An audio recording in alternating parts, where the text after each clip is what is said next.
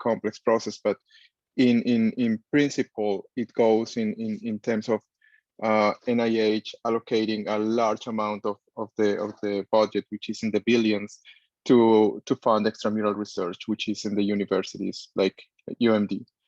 And that's what I do. I am in the diversity training branch within the Center to reduce cancer health disparities. And that's what we try to do, to diversify the workforce in the biomedical field. In terms of mentorship and networking, I have to be entirely honest, I suck at networking. And that was actually something that I had to learn. I had the big advantage of after UMD going to a fellowship that was offered at FDA, where I had a career coach, and that person actually told me, hey, it's important that they get to know you. It's important that you know people, that you introduce yourself to people, that they understand what you do and how you do it. And all of that kind of motivated me to start getting myself known. And that's insanely important, because they start realizing that that you are there, that it's not only that your work speak for yourself, but it's also that they relate the face with the work. I mean, it's not enough to do the good work, it's also relate the face to it and the name to it. And that they take into account. Give me 1 second, please.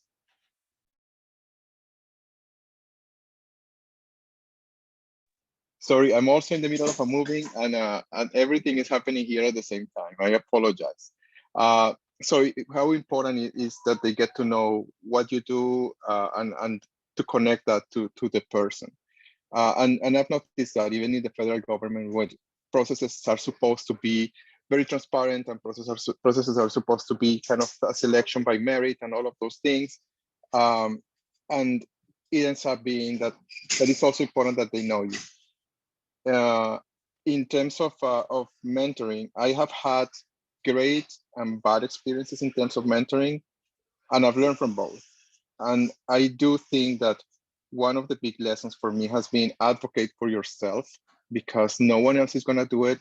You cannot rely on your mentor doing it for you. And go places, learn how mentorship works for other people.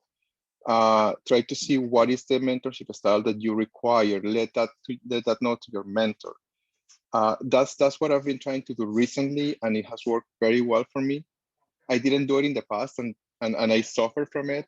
Have in mind that at any career level is important, but the earlier you are in your career, like a PhD student or grad student or an undergrad, the mentorship really marks how the things are going to progress, how they are going to advance.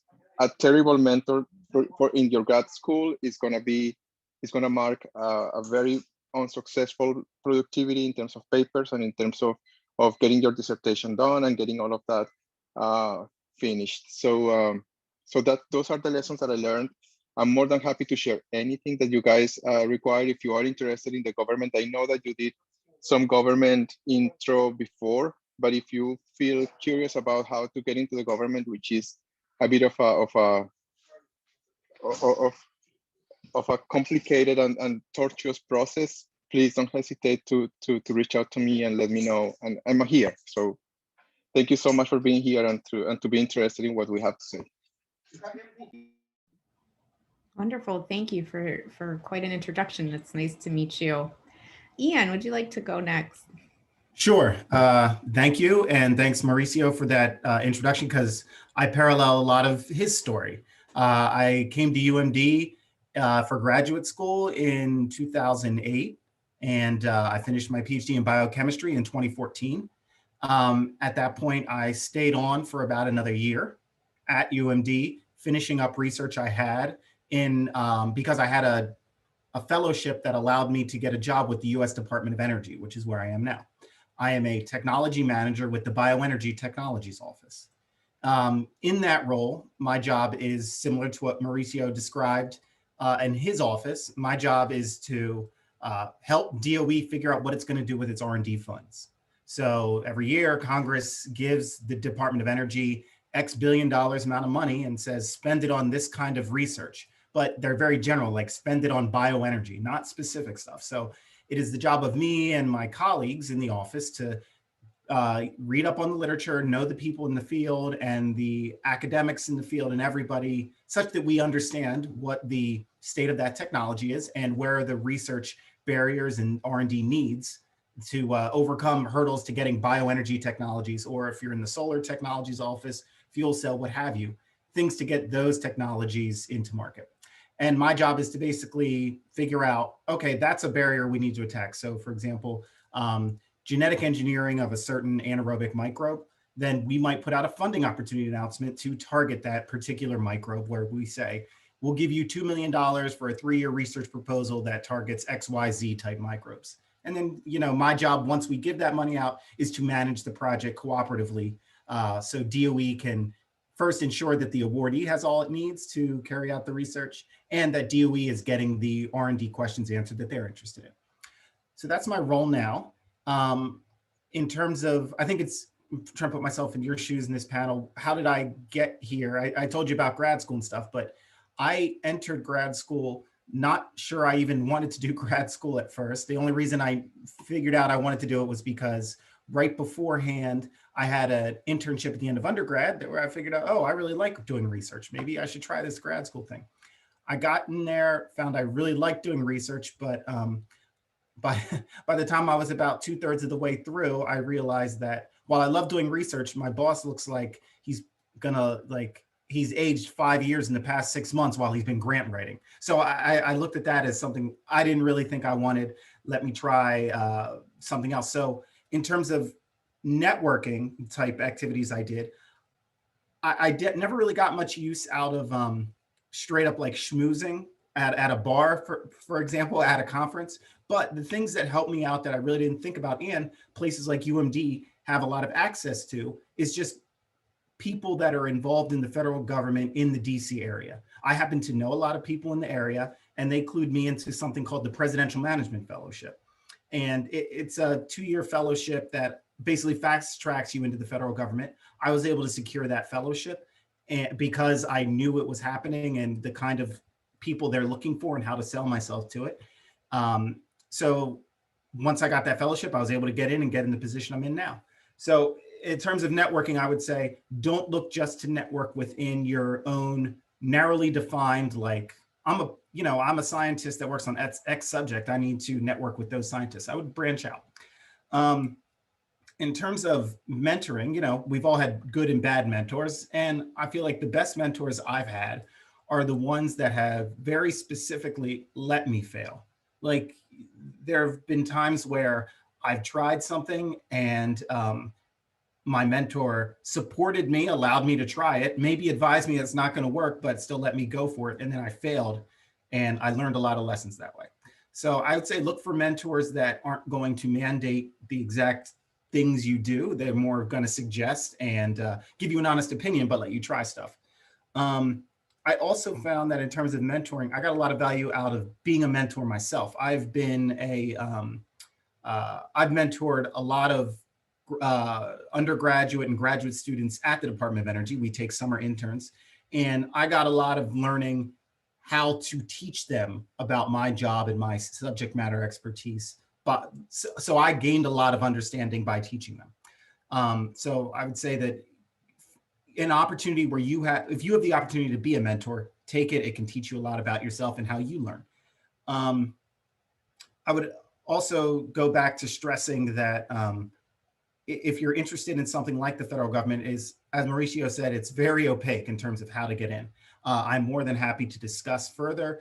UMD has some resources I'm sure you can tap into as well, but don't hold yourself to just going through the university. Look outside and see what's out there, because being in the DC area has a lot of opportunities. And with that, I'll pass back to you, Amy, and take any questions. Wonderful. Thank you so much. It is a great reminder that we are in a prime location, being right outside of DC. We're really lucky and have to remember, even though we're in College Park, or actually wherever we are right now, we have such a rich atmosphere around us. I'd like to introduce our last panelist. Michael, do you want to go ahead? And then we'll open it up for question and answer. Yeah, sounds good. How's the audio? Great. Yeah. So my name is Michael Wiederoder. I started at UMD in 2009. I spent 2 years. So my undergrad was agricultural engineering at Michigan State University. During my sophomore year, I realized I really liked research, so I should go to grad school. And I thought, I'm going to be a professor. That's like the coolest job, right? So I spent 2 years in the food science department at UMD, where I also worked at the USDA ARS lab out in Beltsville, working on imaging of food surfaces for food safety. Maybe not relevant for this conversation, but just for context. And then in 2011, I decided to pursue my PhD in the bioengineering department at Maryland, where I was looking at microfluidics, biosensors, sensors for medical safety. So I did that for about 4.5 years. And then I did a postdoc in South Africa for 6 months through a USAID program, where I was looking at paper sensors. While I was in South Africa writing my dissertation, I was applying to federal government jobs because I guess a few years in, I had decided that faculty probably wasn't actually my calling. And I really enjoyed my time at the USDA. So at the federal government, you get to do really good research. And also 40 hours means 40 hours. And my spouse works a lot of hours, so I found that was really attractive as well. So I applied for a postdoctoral fellowship through the National Research Council, NRC.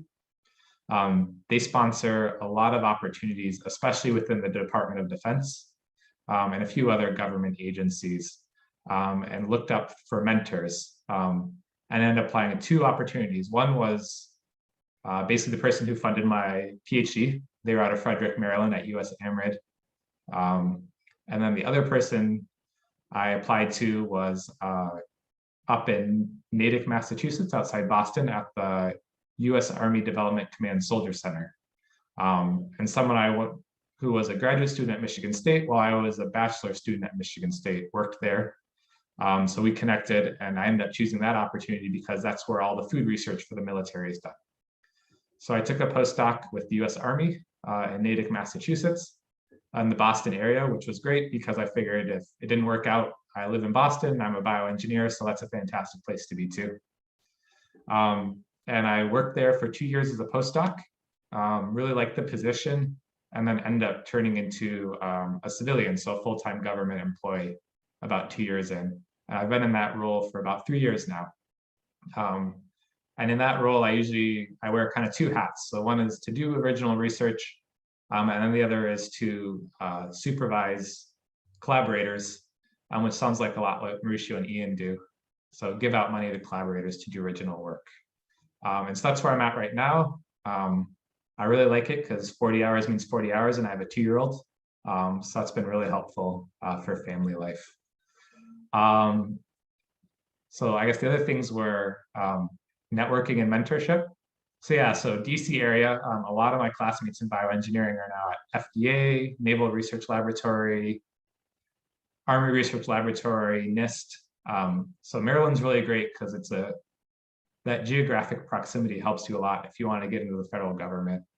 And I really like the federal government. I think it's, I don't know, I get to go to work, I get to support the Army, I get to support our soldiers.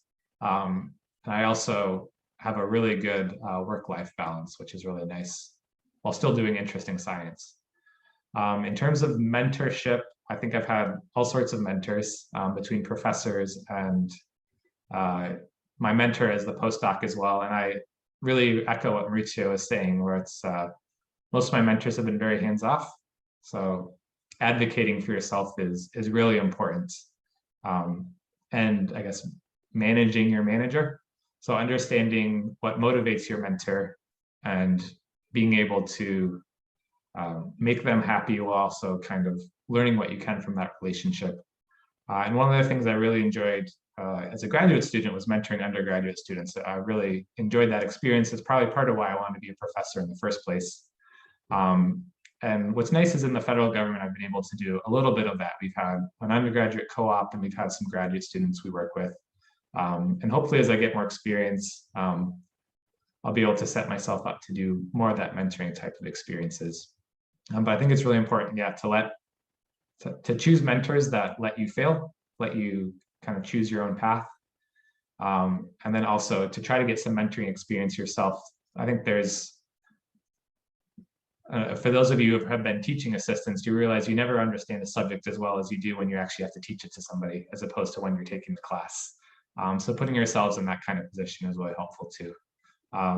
So yeah, so I've been really happy, and that's kind of an overview of my journey.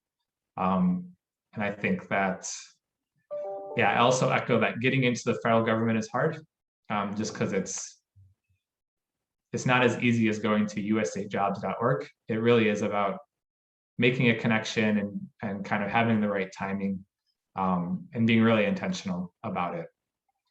So with that, thank you so much, everyone. I'm really looking forward to the conversation. And I really appreciate a lot of things Mauricio and Ian said. I think I reflect and echo a lot of that as well. Wonderful. Thank you to all three of our panelists.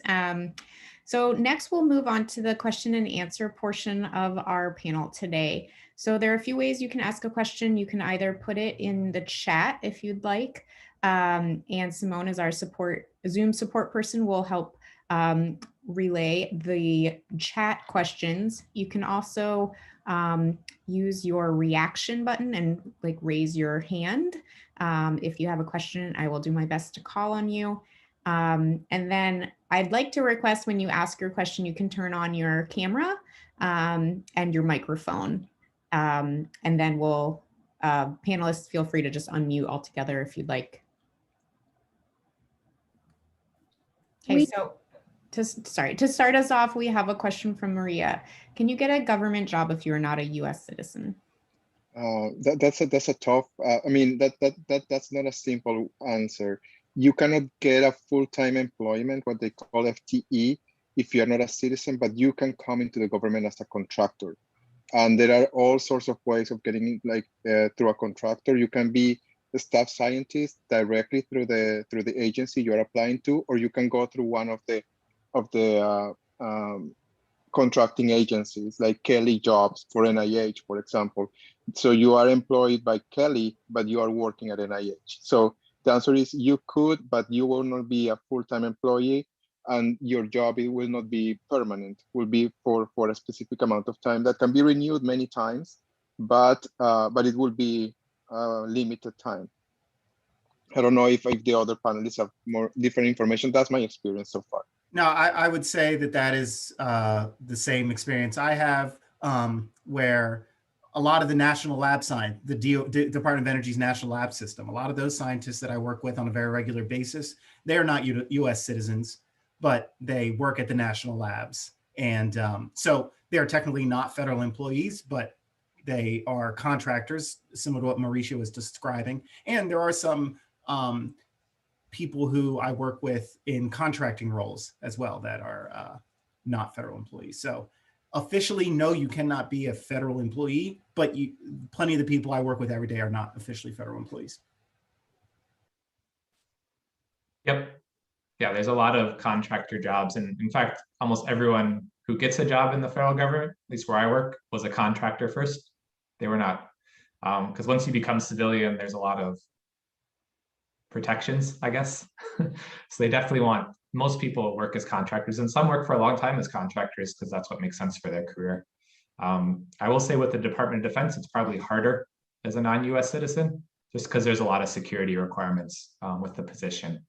So there's definitely, yeah, you do not have to be a US citizen to work for the government. If it's the Army or the Navy or the Air Force, it's probably harder because a lot of times there's some security clearances involved. But there's definitely a role for non-citizens in the federal government, especially as a contractor. Great, thank you. We have a question for each of the three panelists. If you can tell us the title of your first position after grad school. I thought in the opening session today, it was really helpful to hear Susan remind us that just because it's your first job doesn't mean it's your forever job. So I guess I'm a bad example of that then. I'm in the same job I've been in since I left UMD. Well, officially, after I graduated, I did spend some months as a postdoc at UMD. So I guess I started as postdoc there. But no, I've been a technology manager with the Bioengineering Technologies office for some time. Actually, no, I just took a new position like a month ago. I'm now the Chief of Staff for Sustainable Transportation. So, okay, moving on up. There you go. So I was a postdoc. I mean, I followed the obvious path, which is PhD, then you go to postdoc. And same as Michael, I thought it was going to be postdoc, then tenure, then professor, then all the way there. And I think for the other two panelists, it has been, for what I heard, maybe a bit simpler to think that academia is not the end, the final destination. For me, it was very difficult. I thought it had to be academia, and I'm a bit stubborn. So it took a lot of acceptance for me to say, okay, there are other places where I can do what I want, where I can also be successful, that are not academia, and the path that I thought it was going to be the definite one, which is become a professor.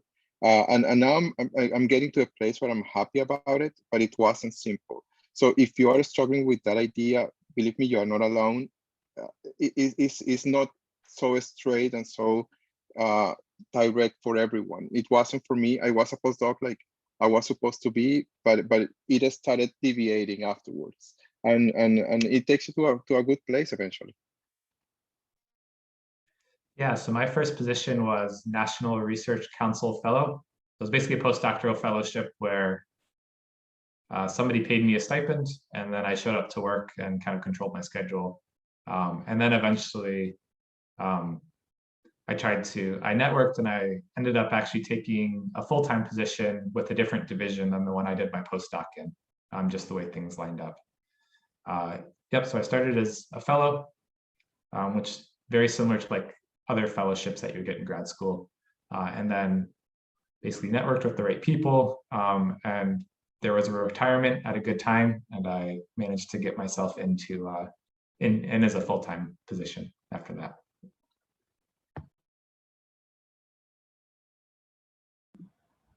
Great, thank you all.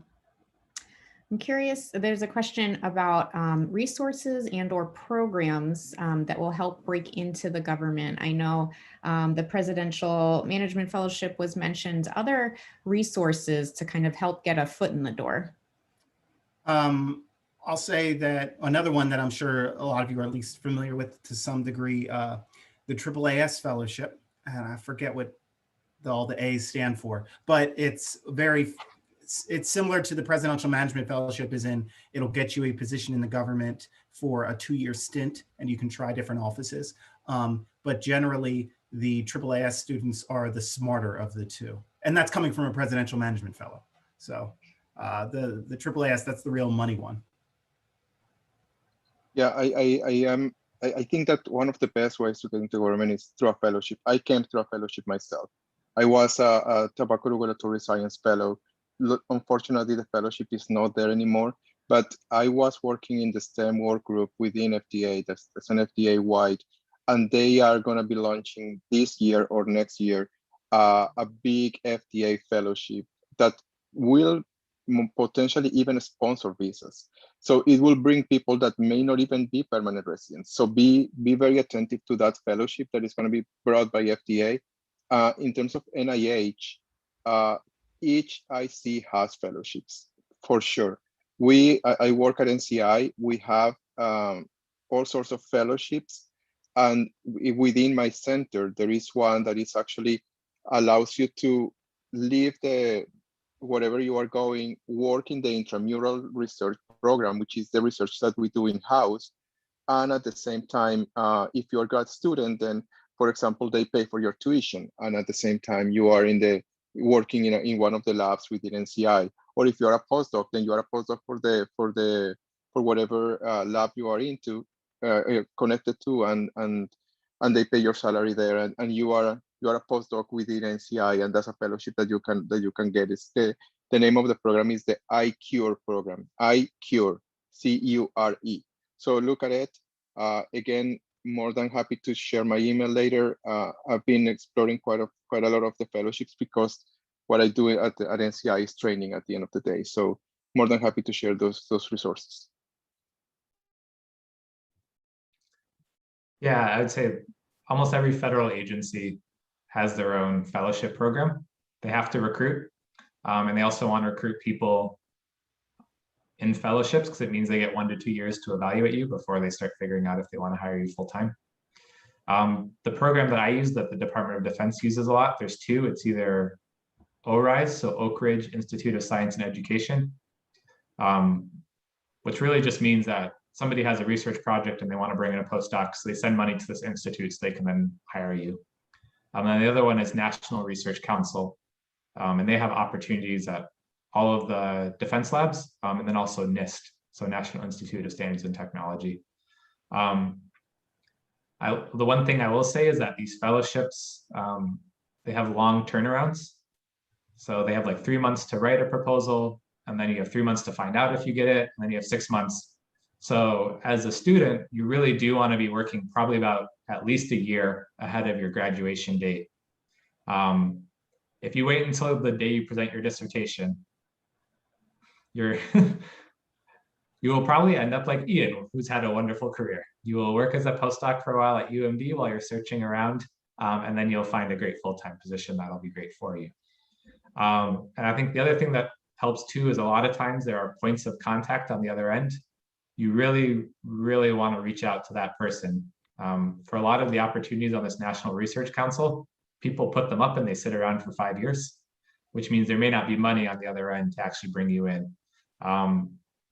But if a person is interested, they would love to have a conversation with you. They would love to get to know you. They would love to help you write your application if they want you as a good candidate. So again, it comes back to this networking.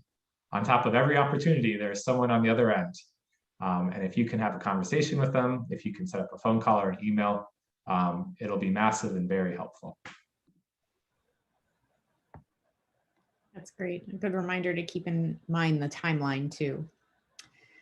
So in addition to breaking into the government, there's a question for the panelists about how to search for contractor positions. So Kelly Jobs is one example, but any other recommendations of where to look for contracting roles?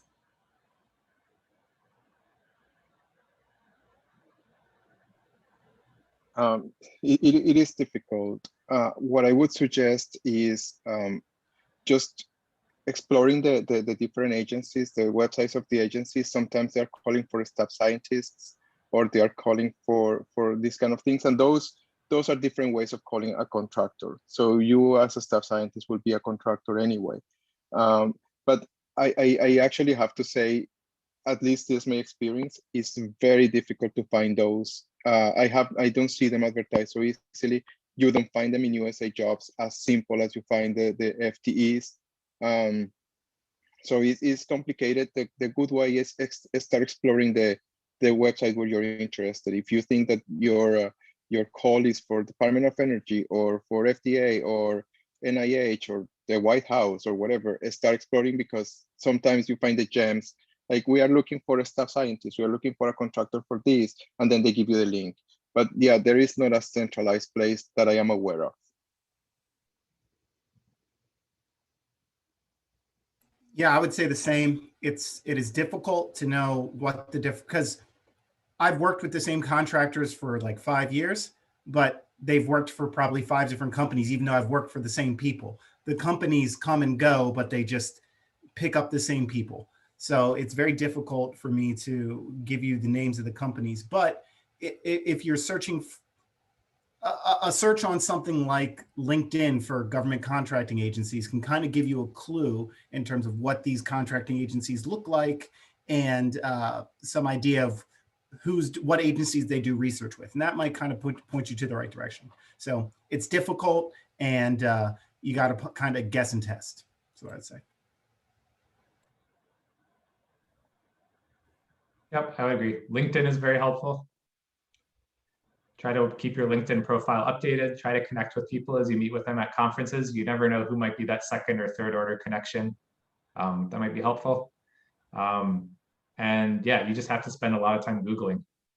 Unless you know people personally, just get on the internet, try to do as much research as you can. I mean, you have to be good at it to graduate, right? So it's no different. Finishing your dissertation, the skills you need to finish your dissertation is not much different than the skills you need to try to find people who are interested in the same thing you are. We are losing one of our panelists. Ian has to go, but we wanted to say a quick thank you. These mentions of LinkedIn also, I wanted to take this time to remind everyone that our 3 panelists have their LinkedIn profiles that are linked in the event. Let's see, a document called the event guide. So I'd encourage you to review their bios, reach out to them via LinkedIn, and use that as a reminder to update your own LinkedIn. I'm still shocked every day when we discover colleagues that don't have a LinkedIn profile yet, even a very minimal one. I'd strongly encourage that. Keep building it out. You can add to it every few months. Yeah. Thanks, Amy. Sorry I have to run, but don't hesitate to reach out to me if anybody has questions. Nice chatting. Bye. Okay, other questions for our 2 remaining panelists today?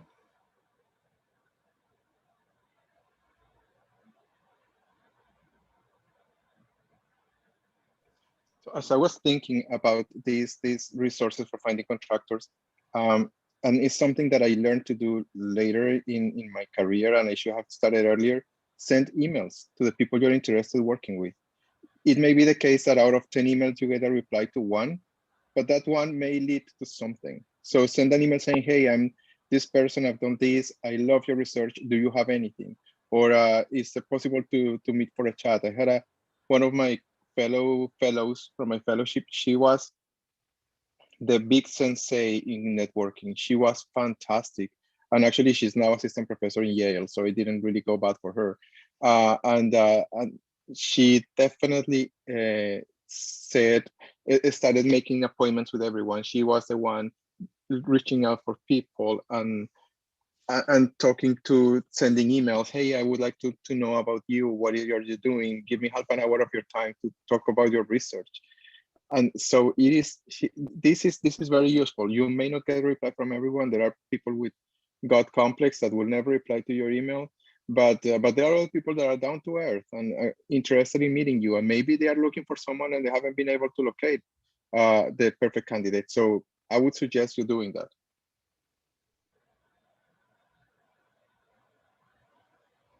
Great recommendation. Do we have any questions in the chat that I'm missing?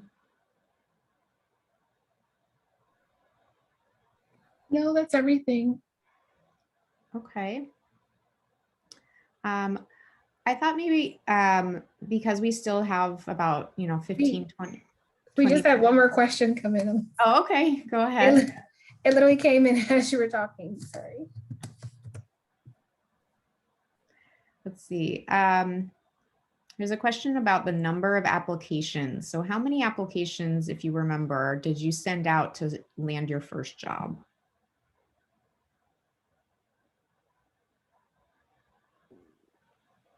So I can start. So there was the anecdote of someone that I met in summer school. She applied 160 times for a faculty position the first time, and applied 120 times for the second before getting a faculty position. So it is not an easy thing. For me, I got my first postdoc fairly simple. I applied and I got it, and maybe because I had a couple of nice publications. The second one was much more difficult. I mean, as the more postdocs you do, the more difficult it's gonna be to get another postdoc, because people start saying, okay, you're a serial postdoc, what the heck is wrong with you? So don't be a serial postdoc. So basically, that's one of my advices. But I mean, it depends on how you sell yourself. But it can be, when I was getting my PhD, for example, I applied for maybe 10 or 15 places, and then I got offered 3. But I've known of people that apply for more or less, or apply for 2 and get 2 offers. So it is very relative. It's more how you sell yourself, how good are you at interviewing. Don't hesitate to reach out to a career coach that can teach you how to interview. It's not so simple. Not everyone knows how to interview. I've seen people that interview terrible, and some others that interview fantastic, and they normally land the jobs that they apply for. So yeah, it is very relative, but be prepared to apply for a few things, unless you live your grad school or your postdoc with 3 science papers and 2 nature papers, it will take a bit. That's my experience. Yeah, so I guess I would say I applied to 2 jobs and picked the one I liked the best. But I cold emailed and ran into people at conferences and sent my resume to more people than I can remember. So I will say my experience was once I found someone who was interested in me, that was really easy. It was making that initial first connection. But once you find someone who's interested for you, has a project, for me, it was a research project that they thought they were recruiting me for. Then that was a pretty straightforward process. But it's kind of interesting because it's really the pre-interview process in finding the federal job. It's not like for me, it wasn't this experience where it's like you're going into a room and 10 other people are also interviewing for the same job you are. It was by the time you've written your application, they want you. But getting to that step took a lot of work and a lot of emails. And again, this idea of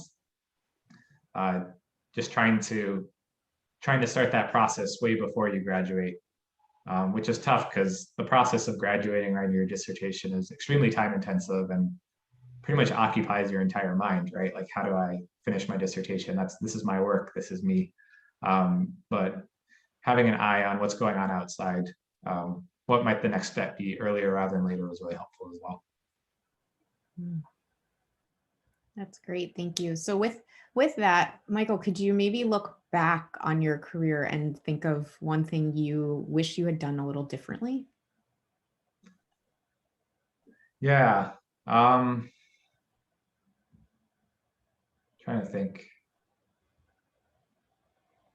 Mauricio, the same question's coming to you next. What would I have done differently? It's hard to know, right? Because it's like your path is your path. Sure. I think I would have tried to, I guess I would have tried to interact with mentors more, and maybe been a little bit less shy at conferences. I think you get this idea as a young person, you see these amazing science talks by these people who are like leaders in your field and you just think they're like untouchable. And then if you try, you actually find out like the majority of them are really interested in young people. They're really interested in students. They're really interested in what you're doing. So I think I would say is like, start treating, even though people, think of most people as your colleagues. By the time you get to grad school, you're as much of an expert in your field as anyone else. So I think try not to be intimidated, really making connections, and trying to avoid the imposter syndrome, the thoughts in your head of, oh, I don't belong here, I'm not good enough yet. But I will be eventually, right? Eventually I will do everything I need to do, and then I can start reaching out to these people. And I think I wish I would just been, I think, a little bit more bold earlier, and just making connections and not felt like something was holding me back. Great words of advice. Thank you. And anything you wish you could have done differently? Yes, certainly. I think that one of the issues that created the biggest heartaches and headaches for me were having a narrow mind in terms of, okay, this is the path, this is the only path. And actually, in previous meetings, we were discussing that this is very often fed by your mentors, right? The mentor is the one saying, okay, well, now you have to do this amount of papers, and then you have to submit this application, and then you have to get this grant, and then you have to get the tenure track, and then blah, blah, blah. And then basically that's the path, and that's basically what you buy into, and you realize, okay, well, this is it.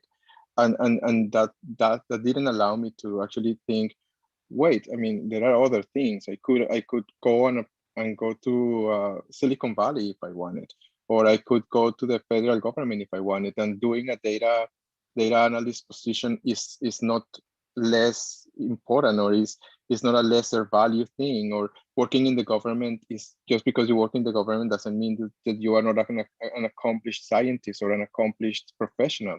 And kind of this narrow mind at the very beginning was really, really difficult to break from. and on a very personal level, skills that I thought were not as important. I would have liked to become a better programmer early on. That would have saved me so much. Oh my God, I suffer learning to program when basically I was supposed to know how to program and everyone was expecting from me to know how to program. I'm like, okay, I think I can do MATLAB a little bit, but not so much. And then I had to basically had a crash class in MATLAB in like a month. So if any of you will continue dealing with data, become very good at programming early on. That will open so many doors. You have no idea. It's everywhere, in academia, in the government, in the private industry. Being a good programmer will open doors for sure. If you are a postdoc in history, well, maybe not, or in arts, maybe not as much. But for sure, if you're in STEM, become a very good programmer. I would have done that if myself of 2021 could go back 10 years, or I would be now programming everything. Wonderful, thank you. If I can actually make a request of all of our participants now, we've asked so much of our panelists, but participants, if you wouldn't mind turning your cameras on, we'd like to thank you for your attendance, your great questions today. We want to see your faces, and we would hope to actually take a screenshot of our group together. You all look wonderful too.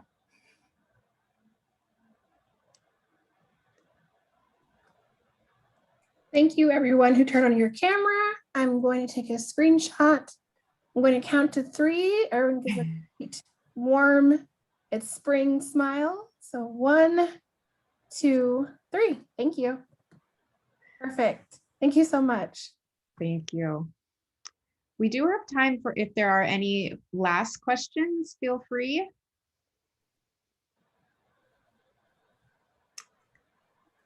I'm not seeing any, but I want to use this time again to encourage everyone to connect on LinkedIn, to really extend my appreciation to everyone, and especially our panelists, for being involved with the Maryland community, for your time, to our students, and your very transparent and authentic words today.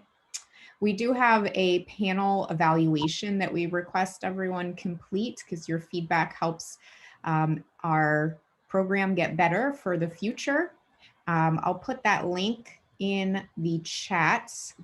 And then following this session at, is it 3:45, I think? We have let me just make sure I'm telling everyone the right thing. Yes, we do have a 15-minute break, and then at 3:45 is the Ask Us Anything small group discussion with alumni. So I'm happy to stay here if other people have questions. I'll be putting the evaluation link in the chat right now.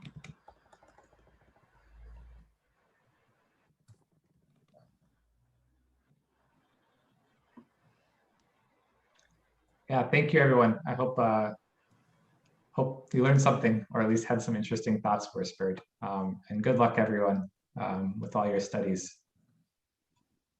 Yeah, I second Michael. Thank you so much, and please don't hesitate to reach out.